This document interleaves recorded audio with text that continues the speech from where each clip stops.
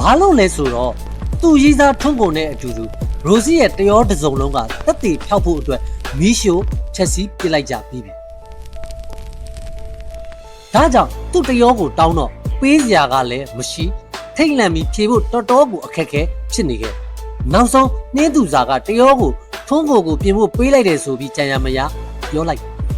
ထိုးကိုကတော့တရောကိုမတိဘူးလို့ပဲထွက်ဆိုတော့အဲ့ဒီမကိုက်ညီတဲ့ထွက်ဆိုချက်နဲ့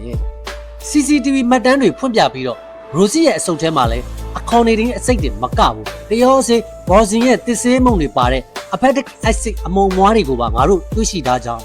တင်းစီထားတဲ့ရော်ဇင်နဲ့စင်ပေါ်မှာအစိတ်ခတ်ဖို့သုံးခဲ့တဲ့ရော်ဇင်ကမတူကြောင်းပရင်းထုတ်ထားတဲ့ဓာတ်ပုံနဲ့နှိုင်းရှင်ထုတ်ပြပြီးသူ့ရဲ့ social media မှာတီးခတ်တင်ထားမှုတဲ့တရောဗီဒီယိုဖိုင်တက်တည်နဲ့တကွတက်တည်ကံဖြင့်တင်းစီထားတဲ့တရောကိုဒါမင်းရဲ့ရိုဇင်နဲ့မင်းရဲ့တရောမဟုတ်လားလို့ထုတ်ပြမေးလိုက်ရော